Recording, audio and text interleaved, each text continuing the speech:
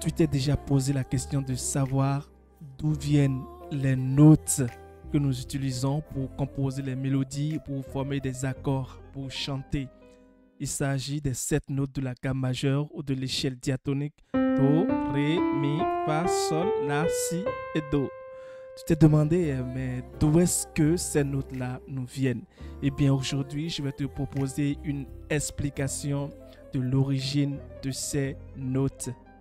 Pour bien comprendre l'origine de ces notes, il faut partir de ce qu'on appelle les systèmes musicaux. Et jusqu'à aujourd'hui, on en retient deux. Il y a le système modal et le système tonal. Le système modal, comme je te le disais dans ma précédente vidéo, c'est celui-là qui a prévalu de l'Antiquité jusqu'au Moyen Âge et qui mettait surtout en jeu le système grec avec les modes, c'est-à-dire qu'on ne fonctionnait pas en termes de notes, mais en termes de schéma. Et on en avait trouvé 7 dans la précédente vidéo, 7 modes de la gamme majeure. Plus tard, va se développer et se démocratiser un autre système et qui est celui que nous utilisons jusqu'à aujourd'hui, à savoir le système tonal. Pour faire court, c'est ce système qu'on a dû créer, pas moi bien sûr, qu'on a dû créer pour mettre en jeu des notes. Désormais, ce ne sera plus des schémas. On ne va plus raisonner à partir de schémas, de modes, mais à partir de notes. Donc, on a trouvé 12 notes. Ce sont les 7 notes de la gamme majeure, le Do, Ré, Mi, Fa, Sol, La, Si, et leur altération. Le Do dièse, Mi bémol, Fa dièse, La bémol et Si bémol. Donc, 12 notes. Mais en voulant trouver les notes, ces 12 notes-là, donc ces notes individuellement, cela a donné lieu à d'autres systèmes de notation cette fois-ci. Système d'harmonisation, système de notation. Donc, il a été question de nommer ces notes-là. Mais comment est-ce qu'on va procéder? Il y a deux principales catégories qui vont se dégager. Donc, le premier système de notation que je te présente, le système latin. Donc, pour justifier l'origine de ces 7 notes Do, Ré, Mi, Fa, Sol, La, Si, alors, nous allons replonger dans l'histoire et aller vers le 11e siècle, où nous allons voir un certain moine nommé Guido d'Arezzo. C'est un moine et comme son nom l'indique, c'est un Italien. Donc, c'est un moine italien. Dans certains documents, tu vas rencontrer qui seulement et non Guido. Tu vas voir seulement qui d'Arezzo et non Guido d'Arezzo. Alors, qu'est-ce que ce moine a fait? Il a essayé de trouver des noms sur les notes que nous utilisons pour chanter ou pour composer des mélodies, pour fixer, pour nommer les différentes hauteurs de son que nous chantons. Alors, il part d'un hymne appelé l'hymne à Saint-Jean. Pour ceux qui sont chrétiens, ma chaîne n'est pas faite que pour les chrétiens. Donc, ce n'est pas une histoire de chrétiens, la vidéo d'aujourd'hui. Alors, pour ceux qui sont chrétiens, l'hymne à Saint-Jean. Alors, c'est un hymne qui met en jeu, comme d'habitude, des phrases. Et chaque phrase commence naturellement par un mot et chaque mot commence par une lettre. Donc, les sept notes que tu joues souvent sont des initiales. Ce sont les initiales des mots qui commencent chaque phrase, dans cet hymne. L'histoire nous rappelle que bien avant lui, il existait déjà des tests du genre, qu'il a dû emprunter les paroles et que d'ailleurs, il n'a pas utilisé la mélodie de l'hymne, mais juste le test pour en extraire les initiales afin de former les notes de la musique. Alors, le test latin dit ceci, pour ceux qui ont fait un peu de latin: ut queant laxis resonare fibris, mira gestorum famuli tuorum, sol ve polluti, labii Reactum Sancte Ioannes.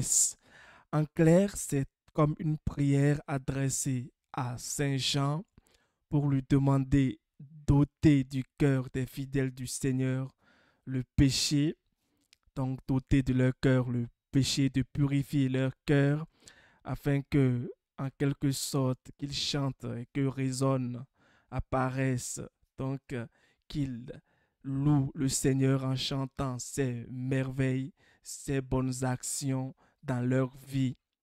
Alors, la première note, le Do que tu connais, toi, c'était en fait le out, UT, UT, le out. Donc, c'est l'initiale de la première phrase. Donc, out, quiant, laxis. Le out, c'est bien plus tard. Là, nous sommes au 11e siècle avec Guido ou Guidarezo, mais bien plus tard, vers le 17e siècle, en 1673, si je ne me trompe, qu'un autre moine, toujours italien, du nom de Bononcini, cette fois-ci, va remplacer le out par Do. Donc, voilà l'origine de la première note. Le Do, au départ, c'était le out, qui va devenir plus tard un Do. Le Ré, c'est l'initiale de la deuxième phrase. Donc, le résonare fibris. Après le Do, si tu veux apprendre, tu dois pouvoir dire le Do, c'est le out quiant laxis. Le Ré, résonare fibris, c'est l'initiale de la deuxième phrase. Le résonare, Ré, résonare. Le Mi, c'est l'initiale de la troisième phrase. Donc, le Mira gesturum, Mira gesturum, le Mi. Et le Fa, donc c'est l'initiale de la quatrième phrase, le Famoli tuorum, Famoli tuorum. Et le Sol, c'est l'initiale de la cinquième phrase, le Sol ve polluti. Donc le Sol, cinquième degré, l'initiale de la cinquième phrase. Et le La, sixième degré, l'initiale de la sixième phrase de notre hymne, qui est le Labi Reatum. Et le Si, ici, il y a une particularité. Le Si, tu vois que la dernière phrase fait Sancte Ioannes. Mais en fait, le Si, c'est le SI. Et dans le test, on n'a pas un SI, on a plutôt un SA. Mais en fait, le Si ici, c'est le S du Sancte et le I du Ioannes. Parce que le Ioannes, parfois tu peux le voir avec un J en termes de Johannes, mais en fait, le vrai latin, c'est un I majuscule. Donc, ça va faire le S du Sancte et le I du Ioannes. Et ça nous donne les deux ensemble. Le S plus le I, ça va nous donner le Si. Donc, on résume rapidement. Donc, si tu veux apprendre le test en bon étudiant de ma chaîne, tu dois pouvoir faire le out quiant laxis résonare fibris mira gesturum famuli turum solve polluti labi reactum Sancte Ioannes. Mais maintenant, qu'en est-il de l'autre système de notation qui est le système anglo-saxon? Le système anglo-saxon, dans certains traits de l'histoire, on nous rapporte que cela existait bien avant. Et bien avant le système anglo-saxon, je t'ai dit au début de cette vidéo que ce ne sont pas les seuls systèmes. Alors, le système anglo-saxon utilise les 7 premières lettres de l'alphabet. Et l'alphabet, que ce soit en français comme en anglais, c'est toujours A, B, C, D, et ainsi de suite. Si tu ne connais pas l'alphabet, ce n'est pas sur ma chaîne que tu vas apprendre l'alphabet, juste pour te taquiner. Je sais très bien que tu maîtrises ton alphabet, sinon cours très vite chercher ta table d'alphabétisation. Alors, c'est aussi simple. Le système anglo-saxon va utiliser les 7 premières lettres de l'alphabet. Alors, si on commence par le Do, vu que la gamme majeure comporte 7 notes de Do à Si, et on a 7 lettres, donc ça correspond. Mais en fait, L'alphabet commence par un A. Et ici, nous avons une note qui est Do. Alors, est-ce que ça correspond réellement? Tu devrais pouvoir te dire oui, en quelque sorte. Parce qu'on a dit qu'on a 7 lettres. Donc, 7 lettres et 7 notes. Il n'y a juste qu'à poser les 7 lettres sur les 7 notes, mais c'est faux. Parce que dans ce système, il y a une nuance. C'est que le système anglo-saxon, au lieu de commencer par un Do, va décaler le point de départ vers un La. Donc, au lieu de commencer Do, Ré, Mi, Fa, Sol, La, Si, le système anglo-saxon va commencer par numéroter, par nommer les notes à partir du La. Donc, au lieu de placer A, B, C, D, E, F, ainsi de suite, à partir du Do, tu vas devoir le placer à partir du La. Le La devient le A, le B devient le Si devient le B, le Do devient le C, le Ré devient le D, le Mi va porter la lettre E, le Fa va porter la lettre F, le Sol va porter la lettre G. Et c'est tout. On a nos 7 notes. Do, Ré, Mi, Fa, Sol, La et Si.